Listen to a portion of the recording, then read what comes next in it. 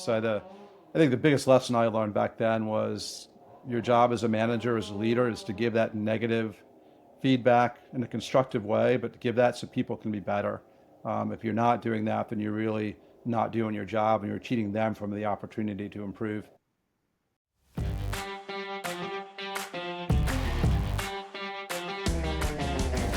Welcome to Behind the Screens, Conversations with Background Screening Pros.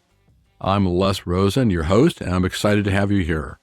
On this podcast, we chat with the people who know the background screening world inside and out. Executives, industry experts, legal pros, and more. We dive into their personal stories and insights to give you a real look at what's happening behind the scenes. Whether you work in the screening industry or are just curious, Behind the Screens bring you the real, unfiltered conversations from the people who make it all happen. Stick around for stories you won't hear anywhere else.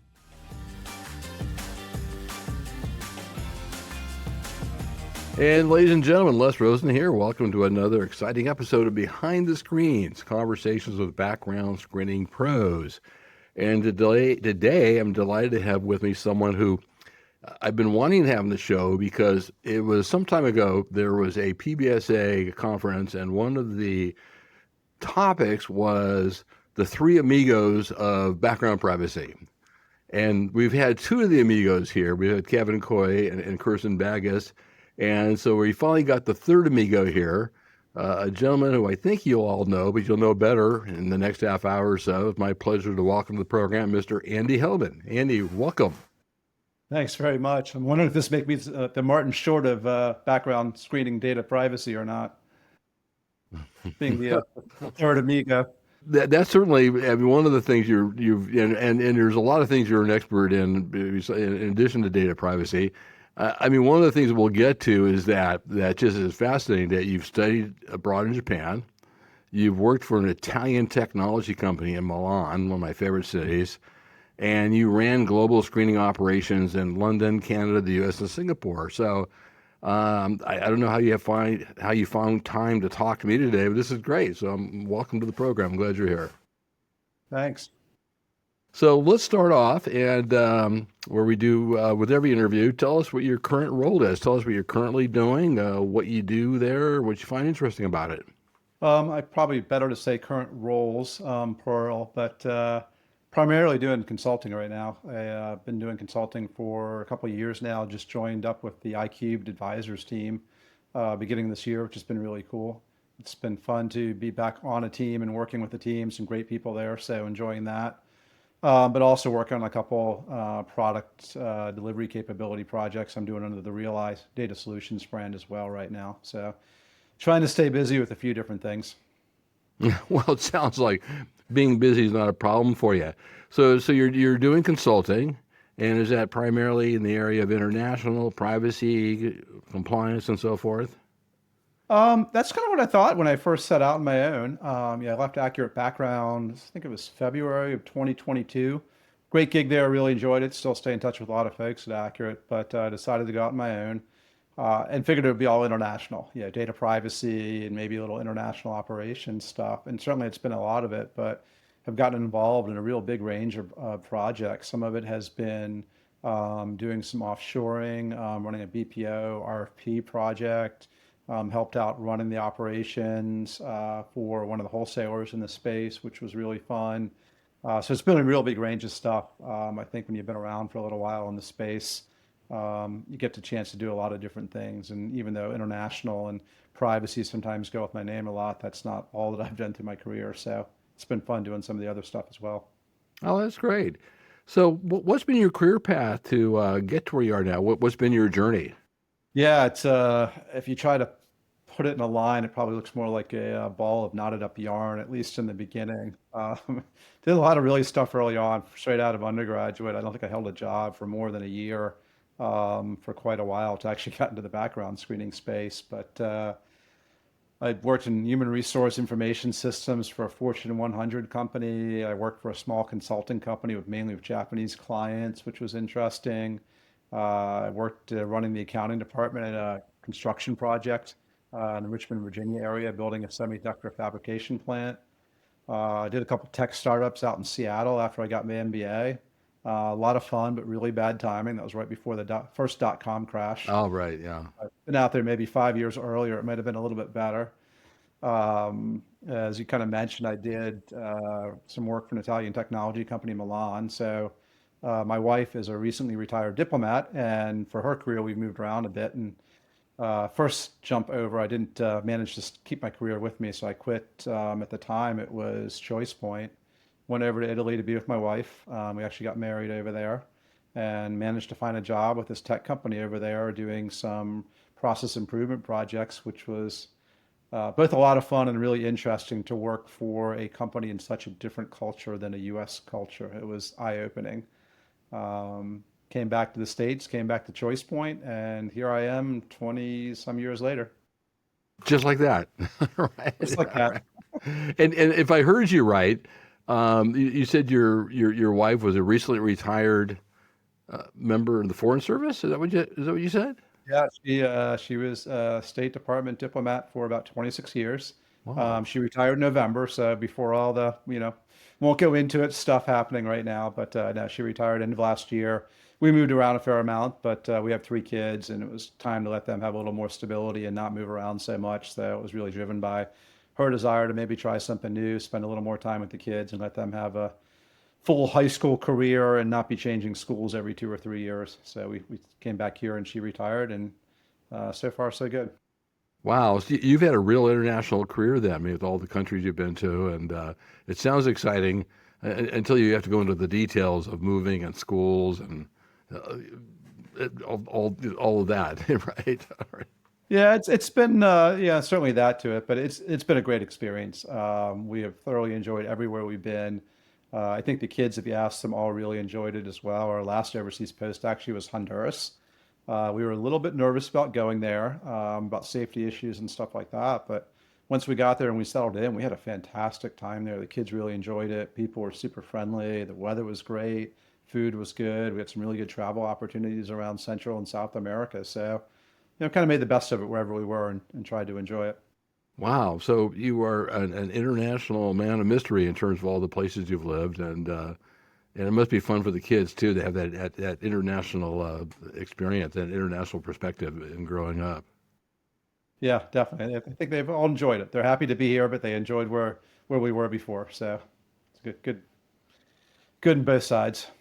So now that you have worked all over the world, when you go on vacation, where do you go? I mean, Disneyland, or do you bother to get on an airplane and go internationally anymore? Or are you just happy to see a national park in the United States?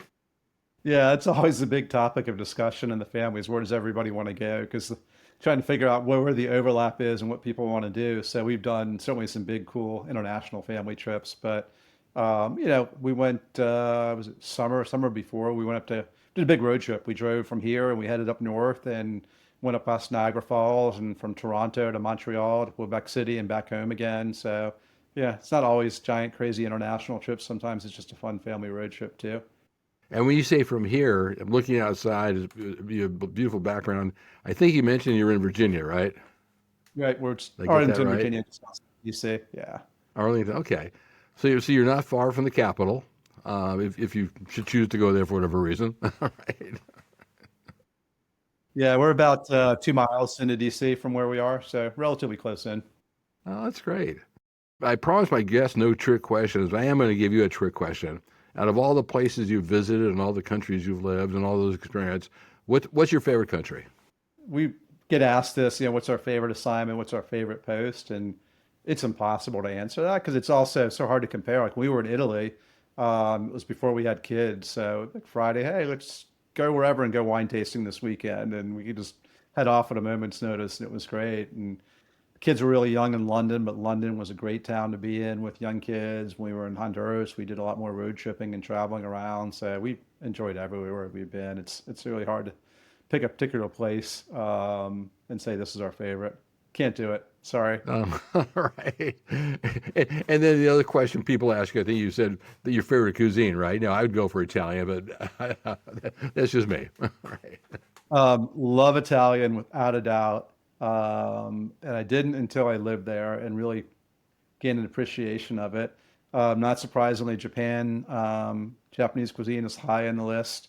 But when it comes to breakfast, you got to be in the U.S. It's my biggest complaint about ethnic cuisine. Nobody else can do a good breakfast like the U.S. So I Waffles, mean, pancakes, croissants, scones. It's just scrambled eggs, sausage. It's just so much better here. so the U.S. breakfast outdoes the Great British breakfast. Yeah, I don't want to upset any of my British friends, so I won't go into my review of the British breakfast. But no, I would much prefer a U.S. breakfast buffet to the full English. That's true. I've yet to go to a U.S. breakfast buffet and see what do they call it, black pudding or whatever the heck that is. All right. Yeah, Some it's of the strange things no, they they love have. theirs. I love ours.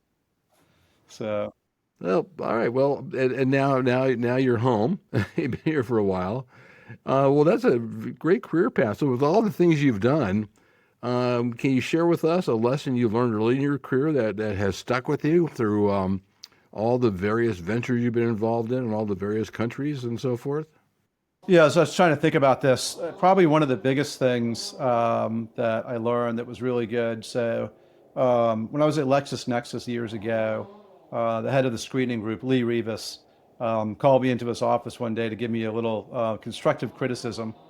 And it was constructive criticism for me, fairly direct, about my communication style and some other stuff, which was good advice. But the real lesson I learned from that was the importance of actually giving negative feedback to people that you're working with or that work for you. I think too often I've seen it where managers really like to give positive reinforcement, right? That's the easy part, that's the fun part. The tough part sometimes is telling somebody what they're not doing right.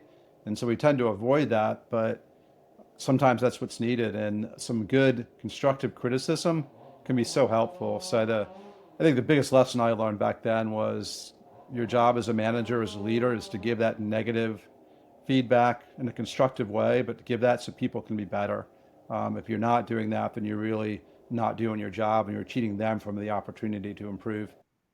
So that's a great point. I mean, if you're not honest and if you're not being truthful with someone, then you're actually not doing them a favor. You're enabling them to keep on going, thinking they're doing a good job, and in fact, they might need a push in a different direction or some improvement here or some change there. And a good leader is willing to engage in that uncomfortable conversation and really help the person. And so yeah, that's interesting. Because a lot of times, and I think a lot of times when you have a person who's a new manager who's never managed before, they just don't want to criticize a friend or a former coworker, so that gets complicated as well. Yeah, it's a good Yeah, lesson. it's difficult to So do. It's what? not always fun. So Yeah. So basically, you've been in the screening industry not exclusively. As you mentioned, you've done other things, and you gravitated to screening, and stayed associated with screening, and not just internationally, but all aspects of it. What's about the screening industry attracts you? What do you find interesting about the screening industry that has kept you here? I think with a person with your talents and so your MBA and you could easily go to other industries and do other things if you chose. yeah, well, I think I have to correct one thing you said there about what attracted me to the screening industry initially. I think like a lot of people, we kind of end up here. I don't think most of us started our days as a little kid saying, "When I grow up, I want to be a background screener." That's just one phrase I've never heard before. A lot of us kind of end up here in random ways. For me, it was, I mentioned that I was out in Seattle when the first dot-com bust happened, and I'm an East Coaster at heart, so I moved back east. Was looking for jobs back here. The economy was really tight, and a friend of a friend knew a recruiter at Robert Half that got me in touch with some guys at Choice Point that were hiring for a job, and so I just got lucky and got in the door, and that's where I've been pretty much ever since, with a little stint over in Italy. But it's really been a lot of fun. I've enjoyed it.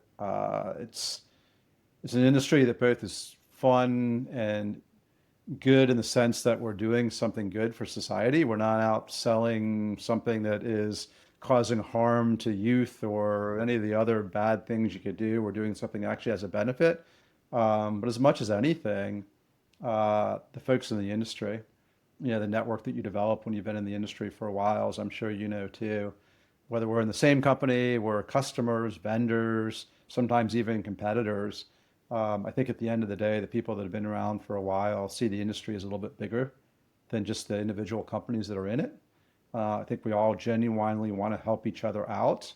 We don't always help the company you're working at out, but we help the person out, if that makes sense. Another way to put it, maybe a little more bluntly, Kirsten's husband, Bob, I think Kirsten said this a number of times, kind of calls everybody in our industry a bunch of incestuous whores because we've always kind of worked together in different places and different roles at different times and stuff. There may be a little truth to that, but we have a lot of fun together, so it's good. No, that's great. So you've been in the industry and you mentioned some of the places you've been and so forth. Real quick, just top of mind, 30 seconds or so. In your time in the industry, what have been the changes that you would say are the most significant changes, and what do you think the biggest challenge is going forward? Yeah, I mean, it depends how you look at it. Okay, in some ways, it's funny how much hasn't changed. I've been in the space almost 25 years now. We still run criminal background checks. We still verify education and employment. We got social media now, and there's some new services that we do, but in a lot of ways, stuff is still really similar to what it was back then. Certainly stuff automation's a lot more prevalent now, and there's been new technology. I remember when I was at Choice Point and we set up a team originally through a BPO over in India, doing some offshore work, and that was really cutting edge, really unique to do. And now it seems like there's companies out there that I talk to might have like 20 or 30 employees, but they have a team in the Philippines or a team in India doing work too. And it's just now it's like everybody's doing that. So yeah, but from a challenge perspective, I think certainly the consolidation in the space has been a challenge. Seeing the big companies getting as big as they are on the scale they are is going to make it tougher for the smaller or mid-sized companies to be as competitive sometimes. Certainly in certain segments for the space may create opportunities as well. I think the technology is also a challenge because I think with what's going on with AI right now, everybody wants to use it, everybody wants to play with it. But how can we use that given the compliance and privacy requirements we have in our space, figuring out how we can put that to use without running afoul of anything? I think that's going to be a real challenge going forward. And the companies that figure it out, I think are going to have a big leg up. Hmm. And what I love about your answer is that you not only focused on the changes, but you've also focused on how much hasn't changed because the basic mission, really, there can be people can be disruptors and innovators, and you can apply technology, but at the end of the day, there's still we're answering the same basic questions we were 20, 25 years ago.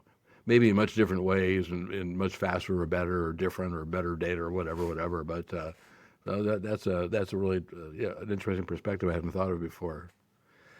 So looking back at your time in the screening industry, is there an accomplishment or achievement that kind of brings a smile to your face, or something that you say, "Hey, that was a good one," that in your mind is kind of, "Well, that was cool." Certainly some projects and big customer wins and stuff like that that have been good. But I was kind of thinking about this. I think the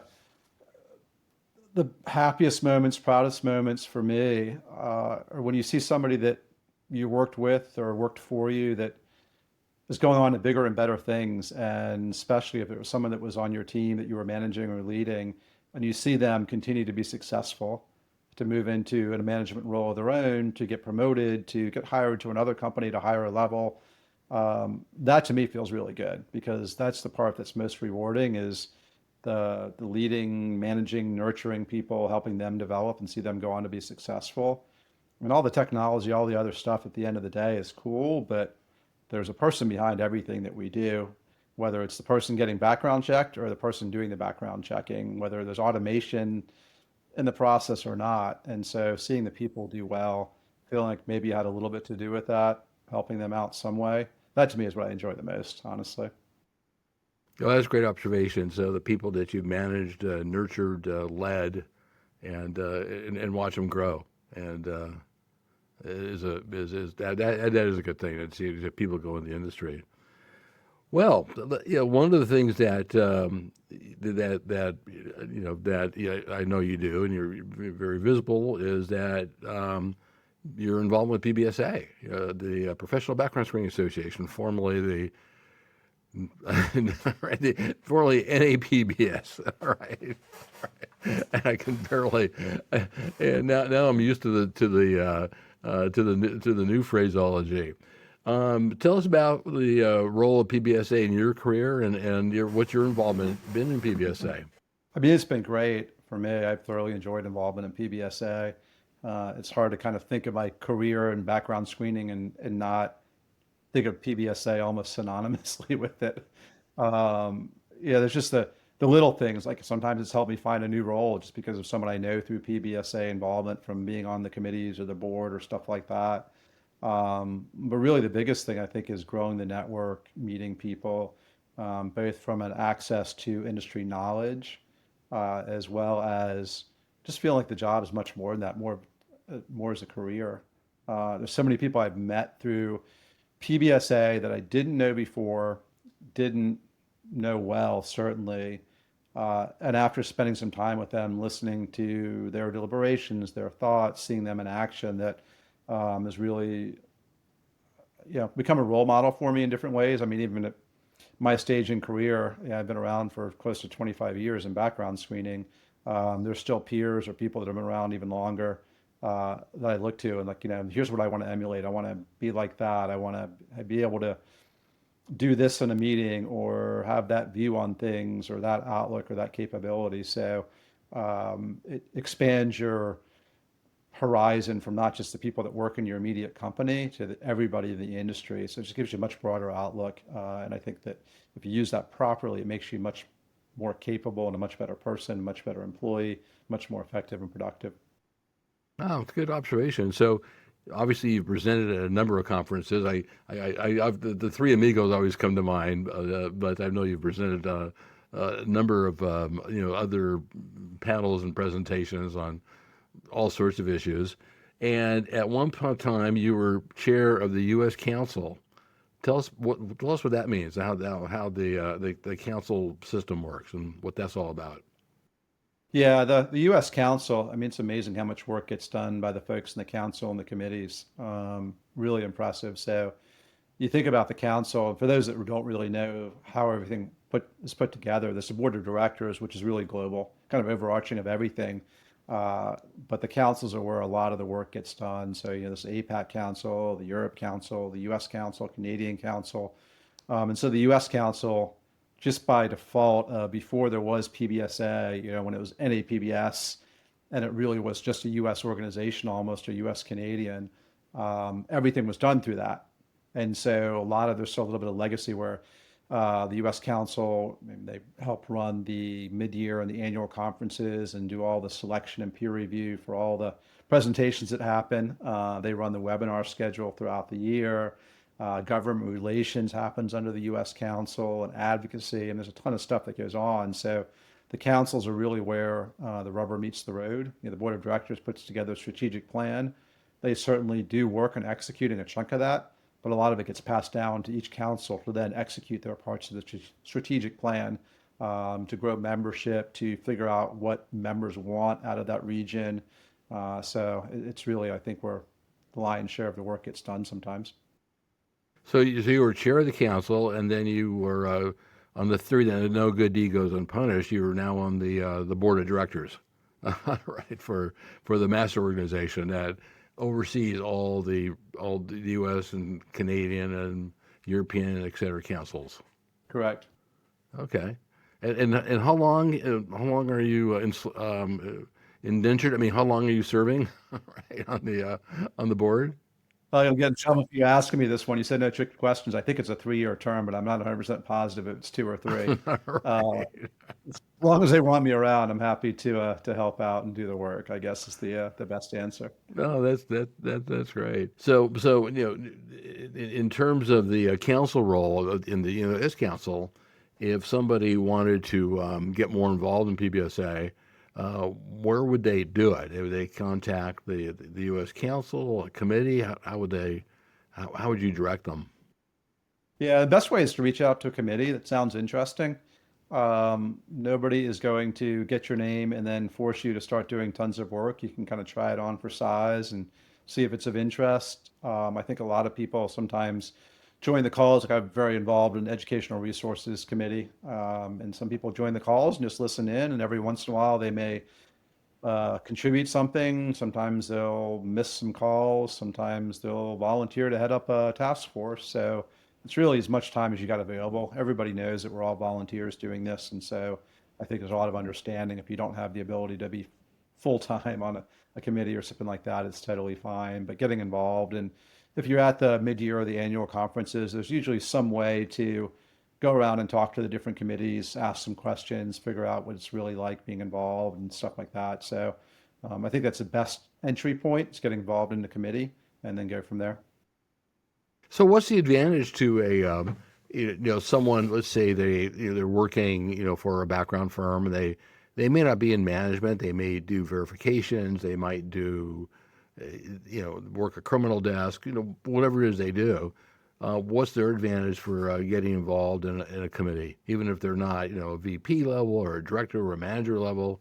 Is there some advantage for a person who is sort of at the maybe the entry level or just above the entry level to get involved in one of the committees?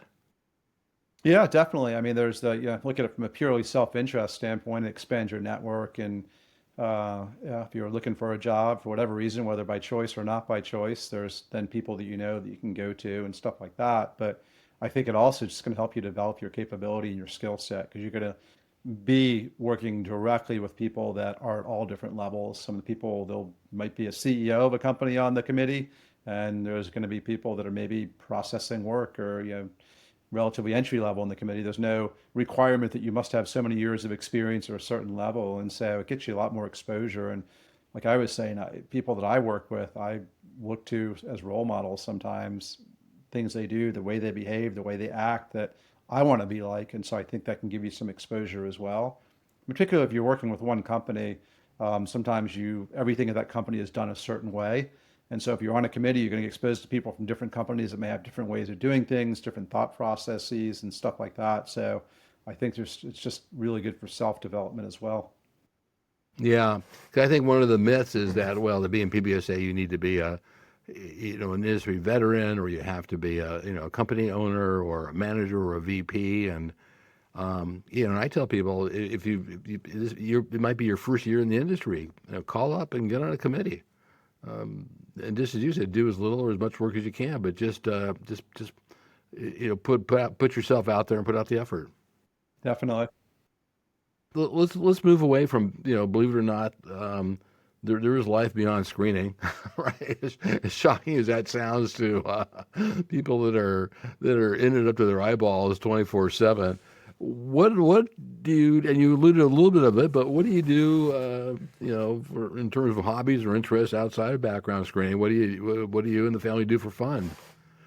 Yeah. Well, we've got three kids. So as you alluded to also, there's not always as much time to do a whole lot. It's a lot of carpools and kid activities and stuff like that. But anytime I can, get out in the water. Love to get out in the water, going boating on the river, out to the Chesapeake Bay, which is absolutely gorgeous place to be. Anytime it's, even in the wintertime, actually, I like getting out there, but especially in the kind of spring and fall, get out and play tennis, go running, traveling, certainly something to enjoy doing. Traveling, whether do a road trip around Virginia, go travel to somewhere overseas, whatever it might be, any kind of travel is good. So to get into the water, I mean, you're right near the Potomac then. Is that the main water that you're near the river you're talking about? Yep. Yeah, exactly. We're like 10 minutes from the river. Okay.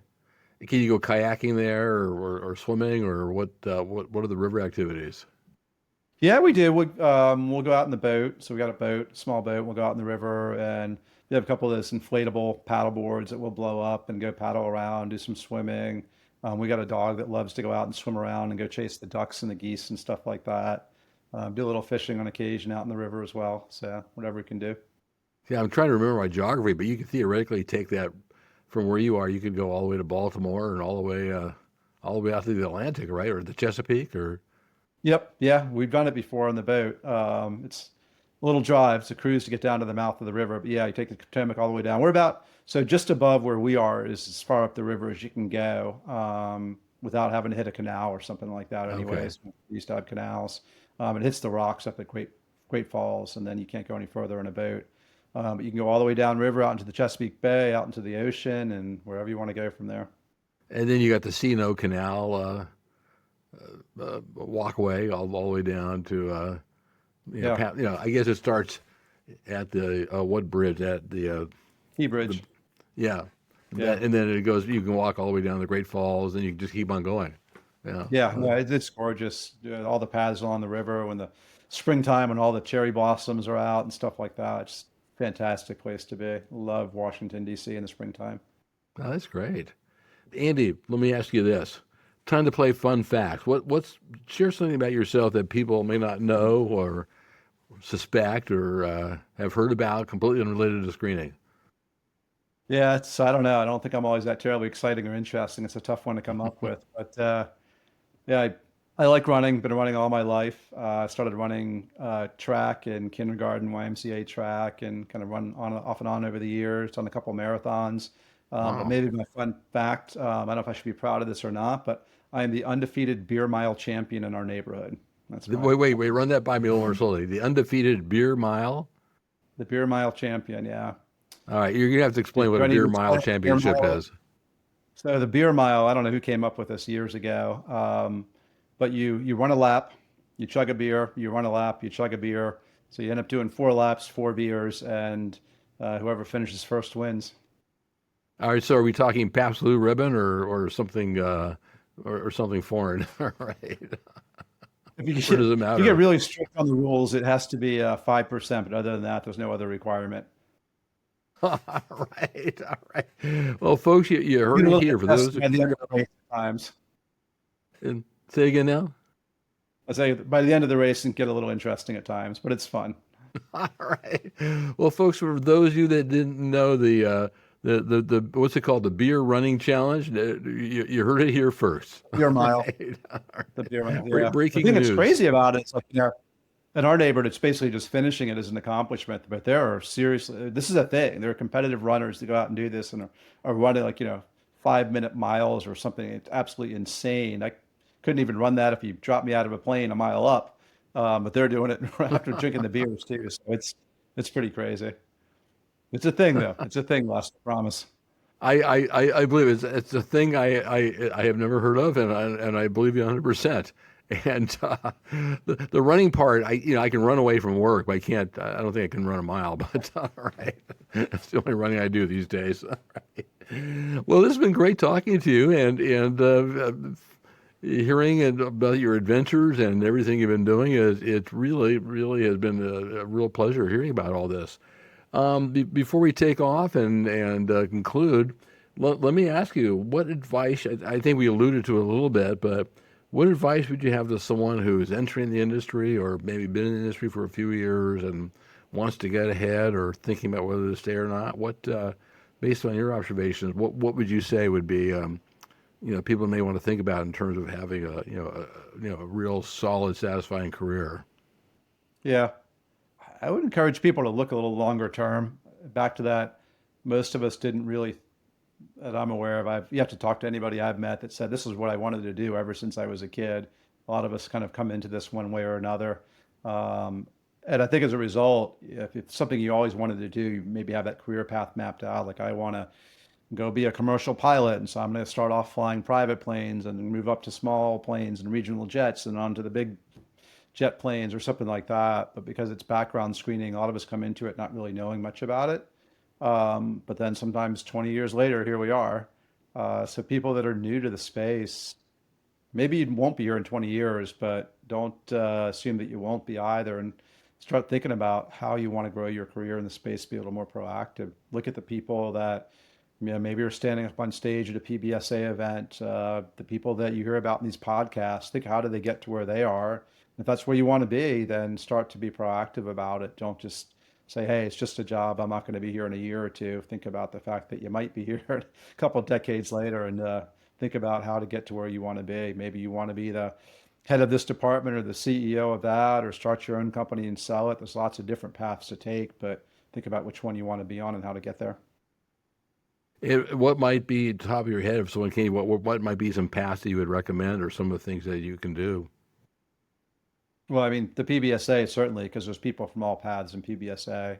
As you mentioned, there's the CEOs of the company, there are people that have sold their company, there's operation leaders, there's compliance leaders, there's everything under the sun. So it is a really good chance to get out and talk to people and learn some too. If you're not really sure at all, it's a good way to network and talk to folks. You will be amazed, if you haven't already, about how willing and open people in PBSA are willing to be with other people about talking about what they do, what they like, what they don't like, and stuff like that. So take advantage of that opportunity. Hopefully you can go to the conferences, but if not, you don't have to. You can just reach out, through LinkedIn or something like that to people as well. I think you'll get a really good response. Oh, that's fantastic.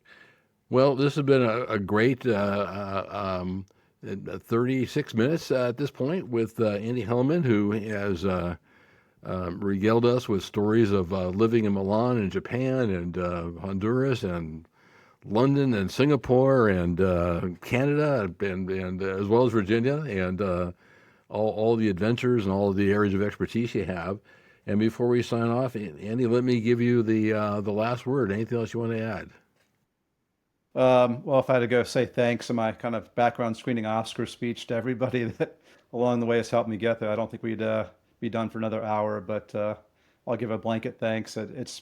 I've really enjoyed it so far, but there's been so many people in the space that are great that the best part about this podcast, Les, is probably forcing me to think a little bit about all those folks and the things I've done and stuff. It was a fun walk down memory lane. So I'd say thanks to all those folks I've crossed in my career.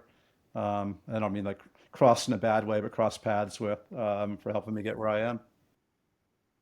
Well, Andy, it's a pleasure to know. I've known you for a long time, and I thought I knew a lot about you, and now it's just all sorts of things that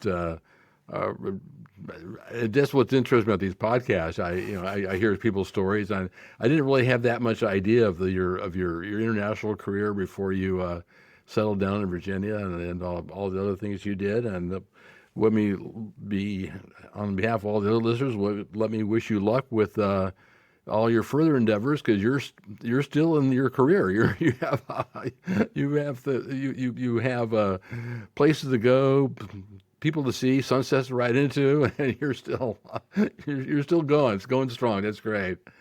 Well, folks, listen, this has been another episode of Behind the Screens, Conversation with Background Screening Pros, sponsored by the Pre-Employment Screening Directory. Our good friend Barry Nixon, our guest today, has been a real special person in the screening industry. He has just done outstanding things for the industry, and in general, Mr. Andy Hellman. Andy, thank you very much. Thanks for having me. It's been a pleasure. Pleasure.